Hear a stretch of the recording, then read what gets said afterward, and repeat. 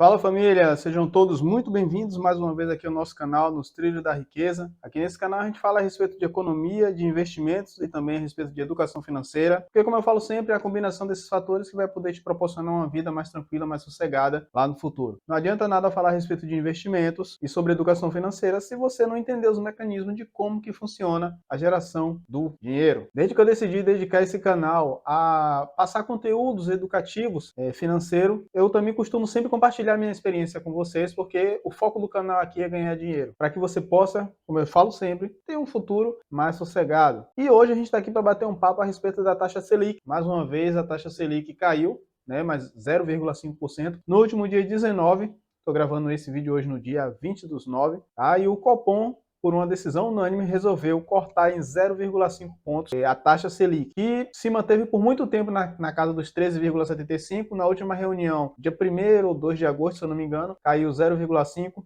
tinha ficado em 13,25 e agora com esse corte ele fica com 12,75. E o quanto que isso impacta nos nossos investimentos? Será que requer uma atenção especial? Será que é melhor só ignorar? Então, é justamente isso que a gente vai falar aqui hoje. Para você que já é inscrito aqui no canal, vou pedir para que curta e compartilhe esse vídeo, porque essa é a maneira que você tem de me ajudar a fazer esse canal crescer, levar essa informação cada vez para um número maior de pessoas, e somente fazendo isso, interagindo, engajando com o canal, é que o YouTube vai ver que esse conteúdo realmente é relevante. E dessa forma eu vou continuar indicando, porque se você não fizer isso, provavelmente eu vou morrer na praia. Agora, se você ainda não é inscrito, fica aqui com a gente, assista esse vídeo. Se por acaso eu conseguir agregar algo novo na sua vida, você considera se inscrever, curtir e compartilhar lá no final do vídeo, tá bom?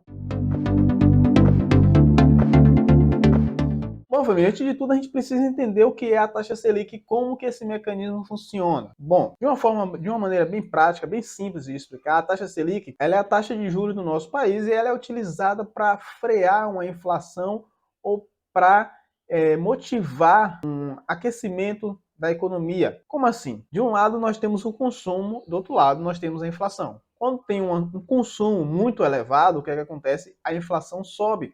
Porque lei da oferta e procura, muita gente procurando por um produto, a economia aquecida, então a inflação sobe porque os preços eles começam a subir. Dessa forma, a inflação subindo, o consumo ele é freado. Do contrário também é verdade. Quando há um consumo pouco, né, as pessoas não estão conseguindo comprar, que é o que a gente está passando agora por esse momento, né, as pessoas não conseguem comprar, não têm o poder de compra, o que é que acontece? A inflação ela tende a cair, para que possa haver um equilíbrio. Não adianta uma inflação muito alta, não é bom para ninguém, especialmente para o país em si, da mesma forma que um consumo exagerado ou elevado acaba atrapalhando também o desenvolvimento. Foi o que a gente viu no período pandemia. O governo saiu imprimindo um monte de dinheiro, né, porque teve toda aquela questão, as pessoas não podiam trabalhar, a questão do isolamento, e aí, para poder dar uma ajuda de custo, o governo acabou imprimindo esse dinheiro e jogando na mão da população. Só que era um dinheiro que foi assim produzido sem ter gerado um trabalho. Entende? É tipo assim, ninguém fez nada e o dinheiro caiu na mão. Tá errado? Não, não é que esteja errado. O país precisava. Só que aí o que acontece? Na mesma proporção em que o dinheiro foi impresso e jogado na mão das pessoas, a indústria ela não conseguia produzir os bens que essa população necessitava na mesma velocidade. Por quê? Teve essa questão do isolamento, algumas empresas teve que trabalhar com um volume de funcionários reduzido, e dessa forma elas não conseguiam dar conta da produção. Então o que é que aconteceu? A indústria, como um todo, começou a elevar o preço dos produtos. Por quê? Existia dinheiro, porém não tinha matéria-prima. Então a forma de compensar toda essa situação era simplesmente elevar o preço dos produtos. E claro, eles ganharem mais. Só que agora, já passada a pandemia, né, essa situação toda, esse dinheiro ele está sendo expurgado do nosso país. Fechou a torneira, tá bom? A água não está mais derramando. E aí agora o que acontece? Começa a ter um alto estoque de produtos, porém não tem mais dinheiro. O governo ele não está mais imprimindo dinheiro, as pessoas não estão com esse poder de compra. E aí começa a sobrar produto na prateleira, começa a encalhar carro nas concessionárias. Então agora o que é que precisa fazer? Baixar a taxa Selic. Por quê?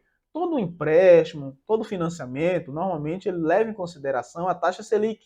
Então, se a taxa Selic está muito alta, ninguém vai querer fazer um empréstimo, ninguém vai querer fazer um financiamento, porque as taxas estão simplesmente muito altas.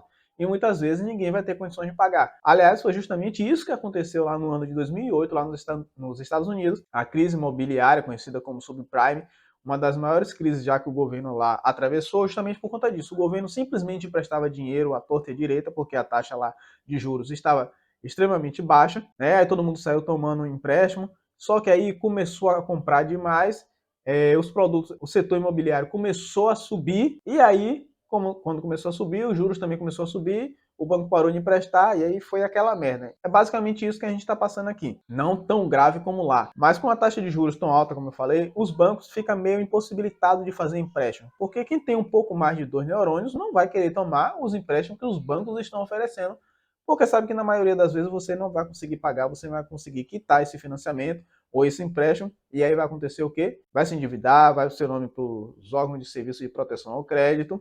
Então, é um péssimo momento para se fazer empréstimo.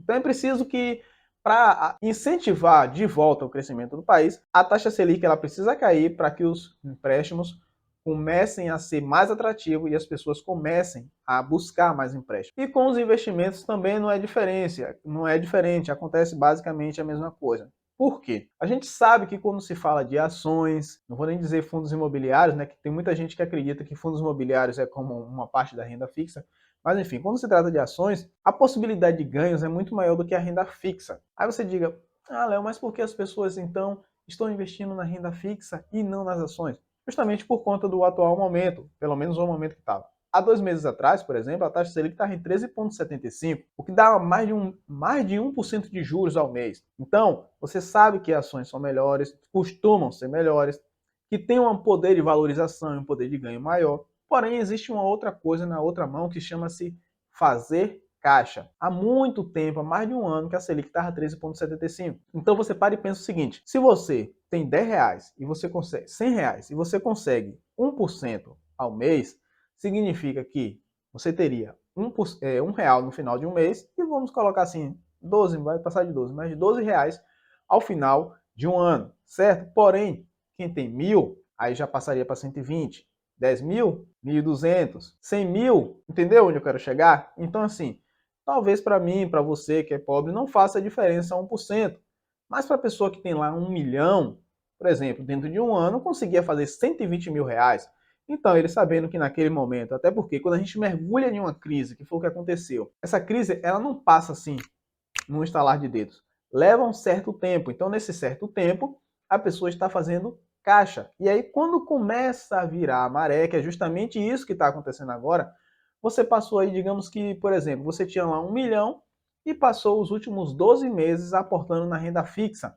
Você então agora tem 1 milhão, 120 mil reais. Esses 120 mil reais você pode simplesmente comprar agora de ação, que é muito melhor do que se você tivesse simplesmente investido diretamente nas ações, que não era um momento tão propício para elas, então ela simplesmente iria ficar ali parada, o seu ganho estaria muito reduzido. Então, agindo dessa forma, você agora tem muito mais dinheiro para poder aportar na compra de ações. E aí, será que é hora realmente de mudar para ações, para fundos imobiliários? Bom, eu particularmente vou dar a minha opinião, como eu falei. Tudo que eu faço aqui eu costumo compartilhar com vocês. Então, eu não vou mudar minha posição, pelo menos não por enquanto. Eu vou continuar aportando sim em fundos imobiliários, vou continuar comprando ações, mas não vou parar de aportar na renda fixa. Na realidade, eu só tenho hoje um título da renda fixa, que é o CDB do Banco C6, né? E esse CDB, para mim, ele é um CDB excelente, porque como eu sou empreendedor, eu tenho a capacidade de fazer o que seria esse 1%, mesmo ele reduzindo agora, eu consigo fazer 2% ao mês tranquilamente. Já fiz outros vídeos aqui no canal mostrando para vocês que o CDB que eu aplico é o CDB mais limite no cartão de crédito, onde tudo que você investe lá se transforma em crédito no seu cartão. Eu utilizo esse cartão para as compras do meu comércio, então dessa forma eu consigo uma rentabilidade mesmo com esses cortes, esse corte de 1% que teve nos últimos meses, eu ainda consigo uma rentabilidade de 2% ao mês, portanto seria 24% dentro de um ano, o que é excelente. Como eu já falei aqui diversas vezes em outros vídeos, o que a grande maioria dos investidores buscam é um lucro acima de 12%. 12% já está ótimo, entendeu? Acima disso, o que vier é lucro. Então, eu consigo 24% pelo menos com esse produto aí do CDB. Então, não tenho por que mudar minha posição agora. Pode ser que mais tarde, a partir do momento que a Selic continue caindo, e se o banco, por exemplo, não se movimentar e não trocar, porque hoje ele paga 100% do CDI, então se ele não se movimentar e não aumentar, pode ser que eu simplesmente resolva acabar com esse produto investir mais em ações, mas pelo menos nesse instante eu vou manter a minha posição, eu vou continuar fazendo exatamente tudo como eu tenho feito até o presente momento. Então, família, é isso. Aí agora fica a critério de cada um, como eu sempre falo, faça sempre a sua própria análise, porque se você é aquela pessoa que simplesmente aplica no CDB, não é um empreendedor, não tem como fazer essa tática que eu falei, e você simplesmente aplica e deixa lá o seu dinheiro parado. Tem outros CDBs que estão rendendo mais, né? Até porque à medida que a Selic vai caindo, eu acredito que vão aparecer CDBs valendo um pouco mais de 100%. É só você ficar atento e investir. Como eu falei, poupança não é local para se investir. Se você ainda tem isso na sua cabeça, esqueça. Mesmo que a Selic venha caindo, como eu disse, vai aparecer outros CDBs valendo mais, 110%, 120%, 130%, porque existe hoje uma gama muito grande de bancos e esses bancos precisam disputar o nosso dinheiro, porque o dinheiro ele não dá em árvore. Ele vai ter que criar mecanismo para convencer o cliente a aportar nele, né? Seja lá qual for o banco. Então, com certeza, a tendência é que ofereçam cada vez mais produtos melhores. Bom, família, o vídeo de hoje é sobre isso. Eu espero que tenha sido bem esclarecido aqui o assunto, que cada um tenha entendido basicamente como é que funciona a Selic. Tá? E peço que curta e compartilhe esse vídeo para ajudar no crescimento do canal. E se você que ficou até aqui não foi inscrito, considere se inscrever, vem fazer parte dessa família e aprender junto com a gente, para quem sabe lá na frente a gente poder se encontrar numa boa, tranquilo, sossegado, vivendo do fruto que vai ser gerado pelos nossos investimentos, tá bom? Mas por hoje é só, um abraço, valeu e fui!